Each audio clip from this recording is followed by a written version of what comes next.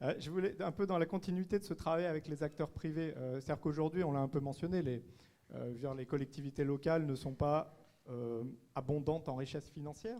Donc quand on veut faire la transition énergétique et que les montants nécessaires pour cette transition se chiffrent en dizaines et en centaines de millions d'euros, il faut nécessairement travailler avec des acteurs privés qui peuvent être locaux comme extra-locaux. Justement, vous avez une approche, Jean-François Caron, sur cette question-là. J'aime assez la distinction de ne pas mettre nécessairement les gens en concurrence, mais de les mettre en compétition, c'est-à-dire de les tirer par l'émulation.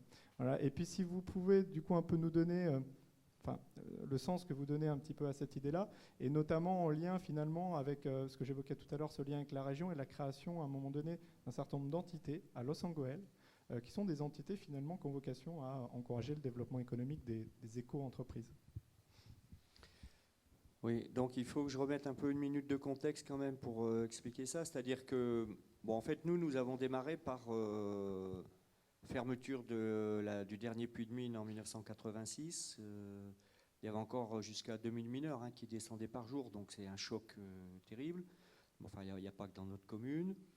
Il faut réviser le plan d'occupation des sols à l'époque, donc on engage un travail sur, on va réviser un plan d'occupation des sols si on a une vision de ce qu'on veut de notre ville, puisque ce qui avait constitué notre ville n'existait plus. Mais tous ceux qui ont vécu des départs, on parlait des systèmes militaires tout à l'heure, peuvent comprendre ce que je veux dire par là, c'est-à-dire que vous n'avez plus de futur, quoi. C'est comme on était un peu comme les villes au Far West, et on n'a pas trouvé d'or, et donc maintenant, rentrez chez vous. Sauf que où aller? Surtout que des gens étaient venus de Pologne, de partout, que c'était compliqué. Bon, donc on essaye de travailler sur un projet de ville. Et dans ce projet de ville, on fait apparaître les premières priorités des habitants, on part des besoins, dans laquelle il y a toute la question environnementale qui est très forte, puisque l'eau est polluée, il n'y a plus d'arbres, enfin, c'est pas terrible, quoi, on va dire. C'est pour ça que je disais le Beaujolais vert, ça présente quand même des avantages par rapport à chez nous, mais bon. Et très vite, la question de l'éco-construction et de l'énergie dans l'habitat arrive, parce qu'en fait, les maisons des mines étaient des maisons où on avait charbon gratuit, et où la question de l'isolation, on s'en fichait complètement, quoi.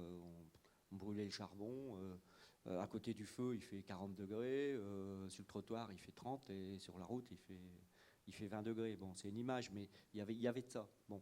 Donc, la question de l'éco-construction ou de la réhabilitation arrive très vite, et dès 97, on généralise ces approches-là. À l'époque, on disait HQE, c'était même le début de HQE, et même les premiers appels d'offres qu'on a fait à Los Angeles étaient infructueux.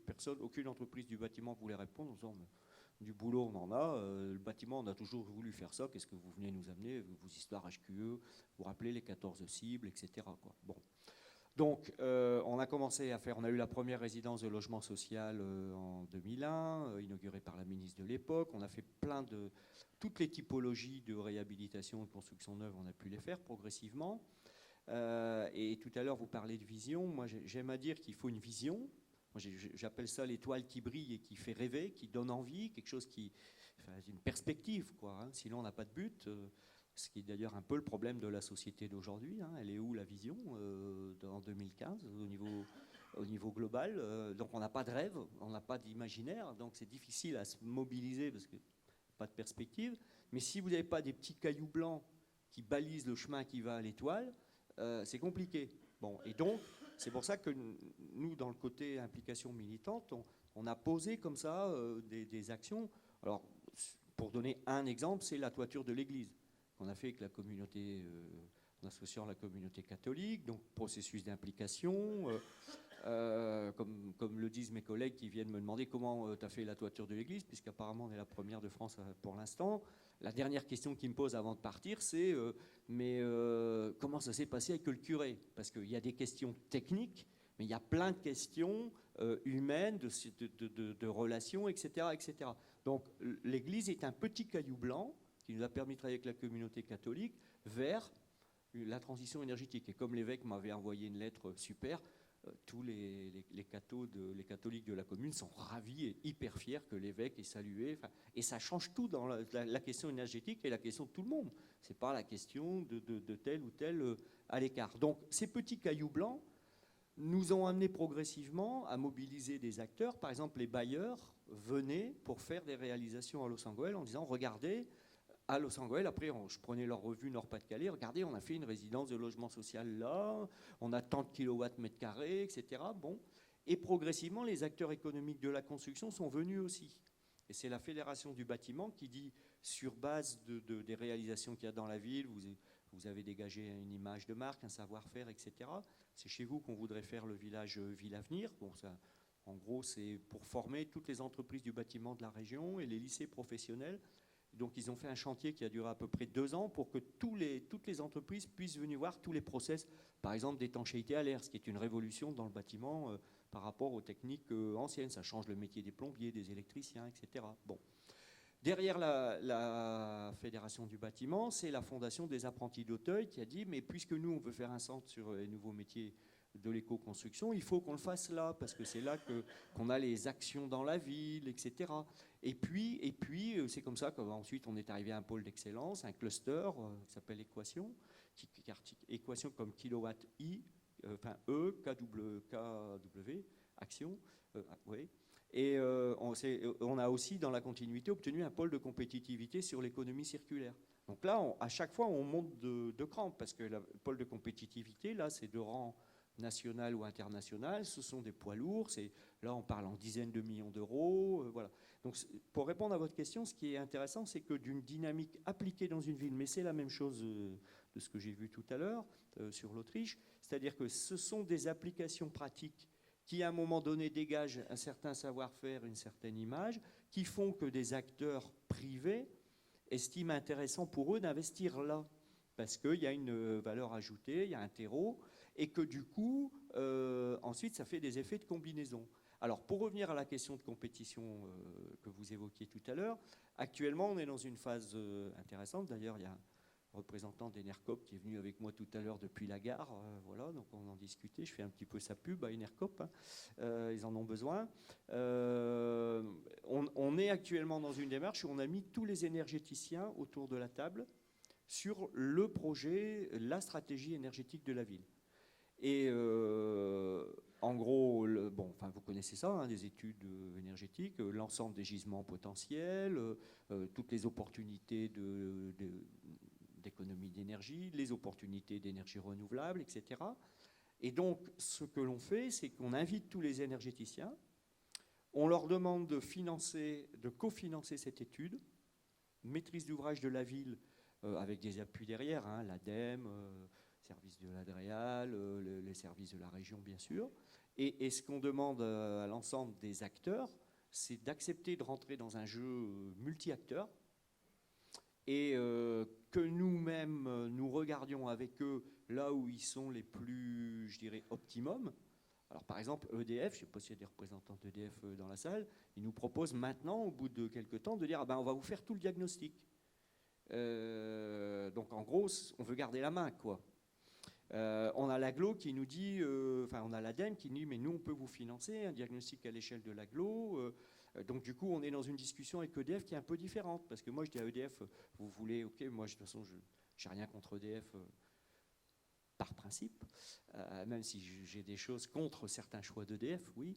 Donc moi ça m'intéresse d'avoir EDF comme partenaire, mais je leur dis quels engagements vous prenez pour nous aider sur le plan énergétique. Par exemple, est-ce que vous accepteriez de jouer un rôle de tiers investisseur pour aider à améliorer l'efficacité des écoles de notre ville? Parce que ce qui est un peu le côté obscur de ce qu'on fait, c'est qu'on a des très belles réalisations. J'ai cité l'église, mais on a une centrale solaire, on teste 24 technologies solaires, on a plein de choses, entre guillemets, brillantes, mais nos écoles continuent à fuir. Pourquoi ?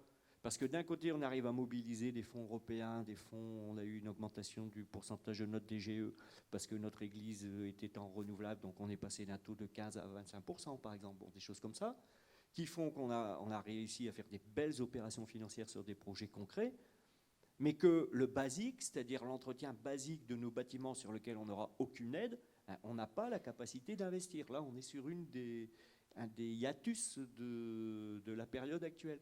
Donc du coup, pour finir de répondre à votre question, j'ai été long, je m'en excuse, mais l'ensemble des énergéticiens est un peu saisi sur comment tu contribues à l'œuvre collective et qu'est-ce que tu proposes de faire pour prendre ta place dans l'action multiforme qui va être mise en place à l'échelle de la ville.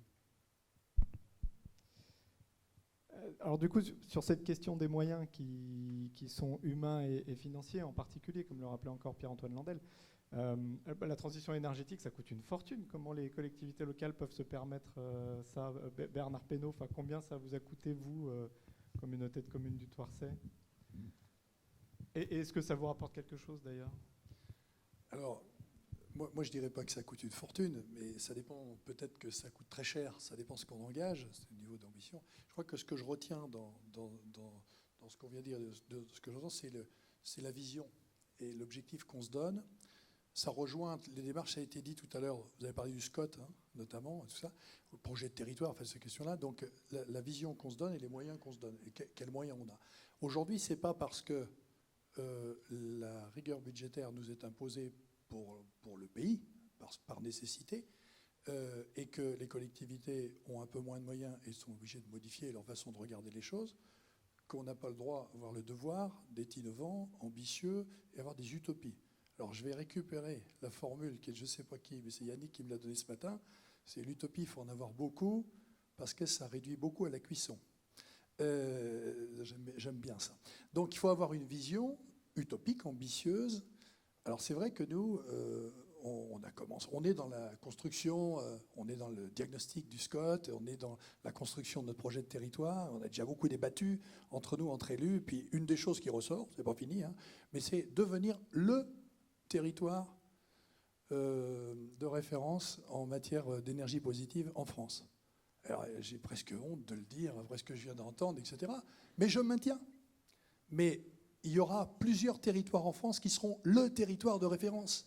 Mais on n'aura pas fait pareil et on n'aura pas fait exactement la même chose. Et toute la richesse de ça, c'est justement de s'enrichir de nos expériences qui sont différentes et de nos différences. Voilà. Et donc, la vision qu'on s'est donnée, qui se confirme avec l'analyse, justement après la réforme et après les élections de 2014 et la nouvelle Assemblée et le projet de territoire, c'est une vision qui est celle-là. C'est un axe de développement. Il faut continuer à y aller. Alors, je réponds à la question, avec quels moyens est-ce que ça coûte une fortune? Alors, pour l'instant, moi qui suis un optimiste, mais aussi un gestionnaire financier, je dirais que ça va nous rapporter bien plus que ça nous coûte. Alors, en tout cas, ça, c'est l'aspect pur et dur de la gestion financière, et c'est en oubliant complètement tout l'intérêt général dont j'ai parlé tout à l'heure à l'ouverture, pour la planète, pour être encore plus ambitieux, et cette nécessité absolue de toute façon pour nos territoires et pour... c'est pas nos arrière-petits-enfants que ça concerne, hein, c'est les enfants et les petits-enfants, ça dépend de l'âge qu'on a dans la salle. Et du coup, l'ancienne communauté de communes a investi grosso modo pendant 6 ans un chargé de mission avec ses déplacements, les frais divers de fonctionnement, etc., qui a été pris en charge...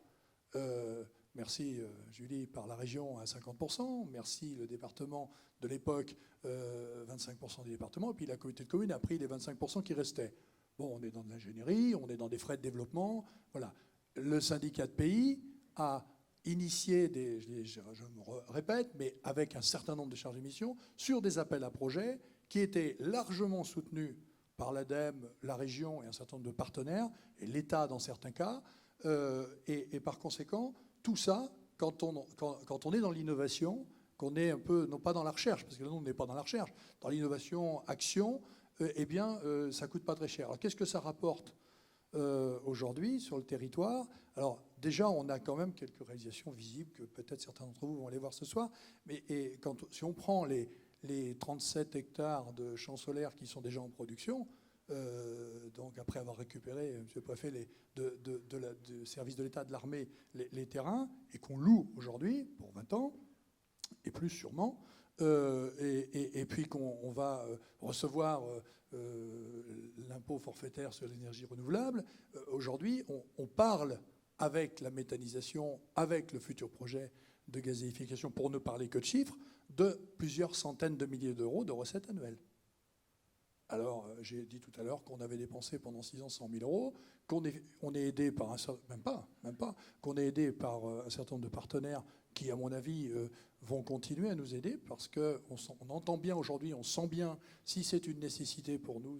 On a des discours aujourd'hui du président de la République et du ministère qui sont très clairs. Et quelles que soient les alternances politiques, je pense qu'on n'est pas condamné, mais parce que on est condamné à réussir cette transition énergétique et ce combat contre le réchauffement climatique. Donc, bon, ça, évidemment. Alors après, on peut parler aussi de développement d'emplois. C'est de l'investissement pur et dur, c'est de l'emploi pendant la construction, c'est de l'emploi dans le fonctionnement. Nous, aujourd'hui, sur la méthanisation, c'est une petite quinzaine d'emplois en comptant le transport et tout ça. C'est tous les agriculteurs qui sont dedans, qui récupèrent les fertilisants. Mais là, je ne sais pas, vous verrez ça plus tard, peut-être demain ou ce soir. Et puis, la gazification, c'est 50 emplois à la clé, quoi. Et c'est 48 millions d'euros d'investissement sur le territoire. Donc, les retours sur investissement, ils ne sont pas que des taxes d'imposition, de foncier, d'impôts sur les énergies renouvelables, etc., ou de location de terrain pour la collectivité. Ce sont aussi du travail pour les habitants. Je pense à la plateforme de rénovation énergétique avec tout le travail qu'on entame là maintenant de façon expérimentale et qu'on va travailler avec les artisans pour les rendre, j'ai entendu ce que vous avez dit, les rendre réceptifs, compétents entre guillemets, parce qu'ils sont compétents, mais sur ces questions-là, labellisés pour pouvoir agir sur nos maisons d'avant 75, c'est ce qu'on a choisi pour essayer de travailler sur ces questions-là. Pierre-Antoine Landel évoquait le modèle sur cette dimension des financements qui peuvent venir d'autres échelles, du manège où on tire les pompons.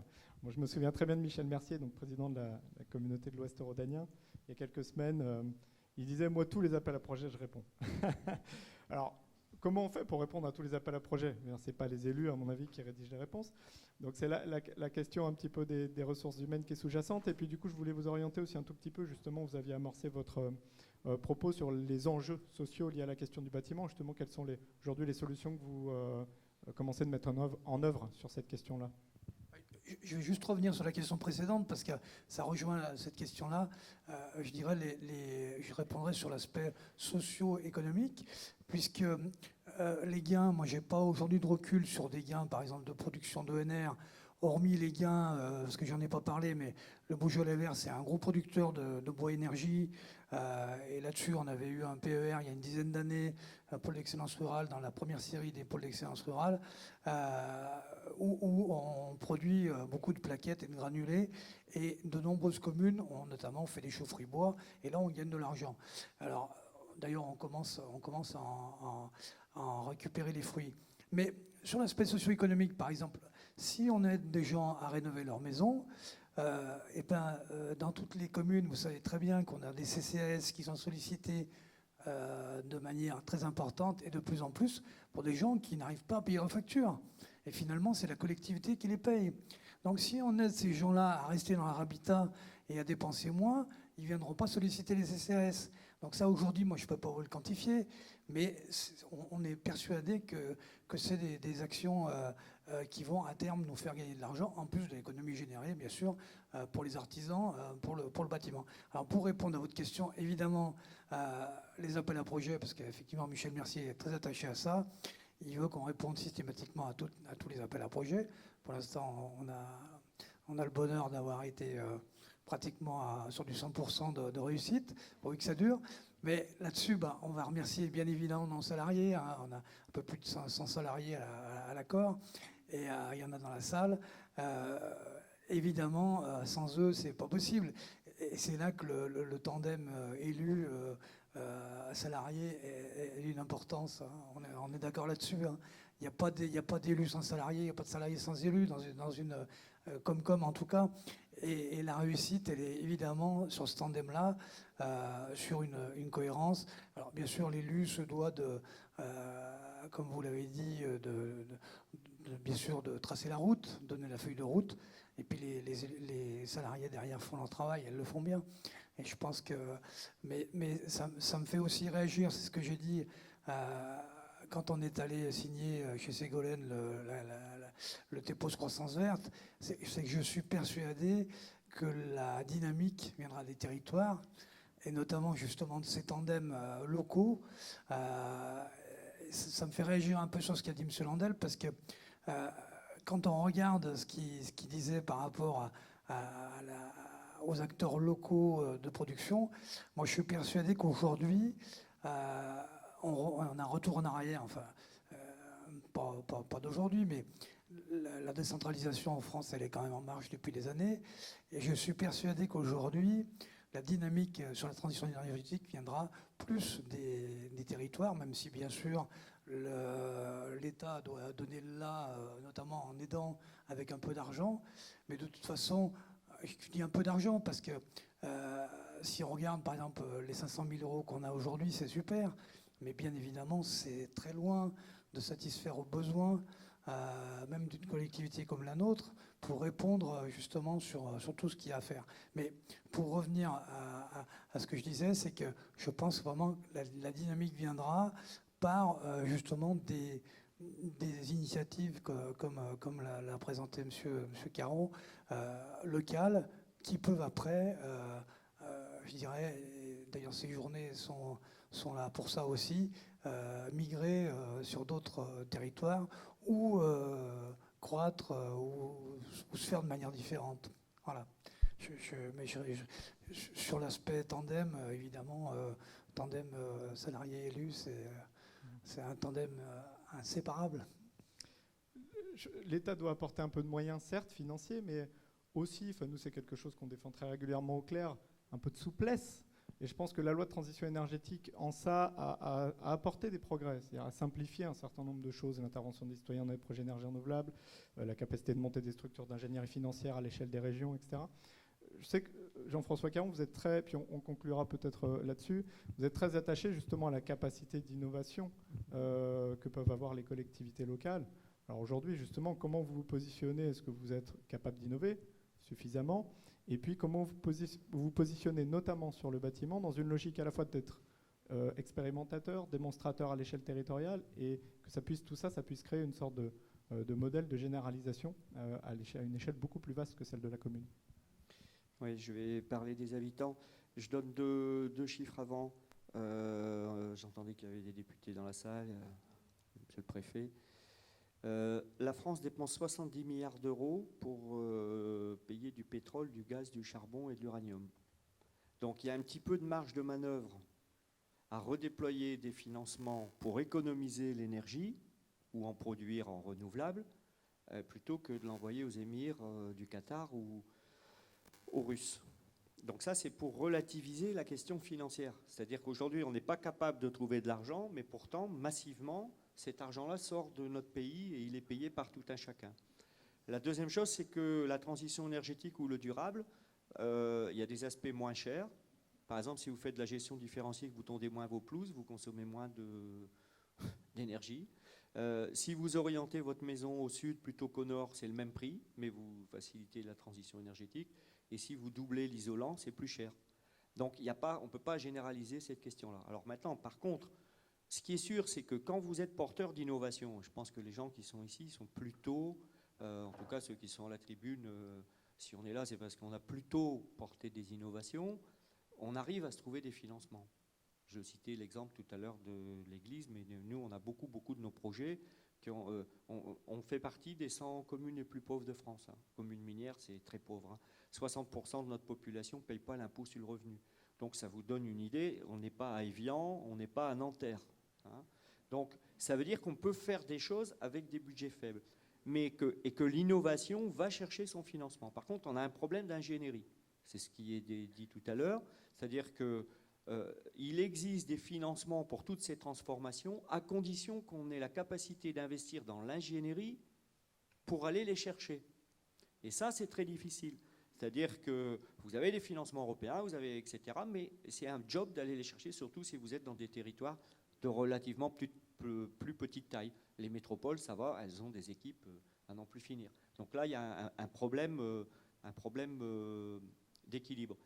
Alors, le dernier point, c'est sur l'implication habitante. Donc, c'est vrai que nous, on ne se préoccupe plus de la question du neuf, parce que c'est une question réglée. Globalement, le BBC, tout ça, on sait faire, on sait à quel coût, partout en France. Je dis on, je parle de manière générale. Là, je pense que la vraie question par rapport à l'habitat, enfin au bâtiment, c'est l'intervention sur le bâtiment existant. Donc on a 2 belles opérations. On en a une sur du logement minier où on vient de faire un gros projet de réhabilitation uniquement avec des écomatériaux dans un programme européen d'ailleurs, Interreg. Et on l'a fait sur une maison d'ingénieurs et 6 maisons de mineurs. Bon, enfin, il faudrait les voir à l'écran pour comprendre. Et donc l'intérêt là, c'est qu'on est maintenant capable de modéliser exactement le prix, l'effet emploi, le nombre de kilowatts gagnés sur des logements qui sont presque à l'identique. Et donc il y a un effet de généralisation et de changement d'échelle sur tout le parc minier. Donc là, c'était de la recherche-développement avec des matériaux et puis un peu technique avec le bâtiment, des groupements, conception, réalisation, sur réhabilitation. Enfin, il ne faut pas croire que ces choses-là sont négligeables. Hein. Elles sont très importantes dans la capacité des entreprises à répondre ensemble, parce que la question de la réhabilitation oblige à une réponse un peu intégrée de tous les métiers. Puis on a une deuxième opération dans une cité dite Castor, que des anciens mineurs avaient construit eux-mêmes à la fin des années 50. Les femmes faisaient les parpaings. Qu'elles coulaient dans des moules, vous devez avoir connu ça dans vos régions, et puis chacun bâtissait les maisons. Ils ont tiré au sort les 60 maisons quand ils ont fini la réalisation de cette cité. Donc c'était adorable, enfin c'était génial comme expérience humaine, mais catastrophique sur le plan énergétique. On avait le charbon gratuit. Bon. Et donc actuellement, on utilise ce secteur où ce sont que des propriétaires occupants, mais avec des ressources faibles. Donc confronté à la difficulté qu'on a tous, c'est-à-dire on sait bien que si on investit, on va récupérer l'argent en 20 ans, mais comment on fait pour l'investir ça, hein? On l'a quand on est dans une commune, on l'a quand on est un habitant. Et donc là, ce qui est très intéressant, c'est que du coup, on traite beaucoup la question humaine. Et d'ailleurs, moi, j'ai une formule que j'utilise souvent, c'est l'art de construire, c'est bien, mais il faut penser à l'art d'habiter. Parce que quand vous regardez aujourd'hui, par exemple, les maisons passives, bientôt, il va falloir avoir Bac+8 pour les piloter, hein, parce que c'est tout des trucs vachement compliqués. On n'a pas le droit d'ouvrir là-bas. C'est la domotique qui arrive et tout ça. C'est génial. Mais du coup, l'art d'habiter devient compliqué. Et là, je peux vous garantir, on a quelques expériences, qu'on a des résultats parfois monstrueux. Soit par les fameux on se relâche puisque la maison est isolée, je laisse aller. Enfin, le terme m'échappe là. Enfin, il y a plein d'exemples. Alors, ce qui est intéressant dans cette cité, c'est que ce sont des gens plus que normaux, qui se sont investis dans leur propre maison. Pour certains, c'est leurs enfants ou ils les ont vendus. Et donc, on a des habitants ambassadeurs, on a une maison témoin, on a des cours de formation, mais enfin, ça reprend ce qui a été dit tout à l'heure sur l'Autriche.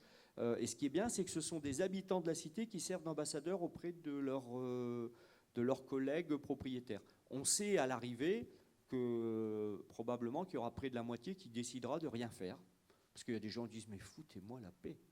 Foutez-moi la paix, je suis bien comme ça dans ma maison, point, barre, je paye, voilà. Puis il y en a d'autres, au contraire, ils veulent être à la pointe. Bon. Mais du coup, on touche toutes les questions humaines. C'est pour ça que la question de l'implication, elle est très importante, parce que sinon, on aurait tendance à penser que la question énergétique n'est qu'une question technologique. Alors que ce n'est pas vrai du tout. C'est beaucoup lié à la question des comportements, à la question des usages, etc. Et donc là, c'est ce qui est intéressant dans une commune comme la nôtre, c'est que le discours général de la transition est passé. On a été réélu 2 fois et bien, donc ça veut dire que bon, ça va, ça a été légitimé. Il y a une habitude des innovations dans la ville. Les gens ont l'habitude qu'on s'attaque à des montagnes. Bon, enfin, chez nous, c'est des terris, qu'on dit, mais bon. Donc il y a une culture de ça, de l'expérimentation. Et il y a une culture de l'implication habitante. Du coup, ça nous permet d'aller explorer des sujets comme celui-là. Bon, il faudra revenir dans 3-4 ans pour dire combien l'ont finalement fait, combien de kilowatts on a économisé, etc. Mais j'insiste sur le fait qu'on ne parle pas assez des sciences humaines. Hein, on parle un peu des sciences financières, là on parle d'ingénierie, etc.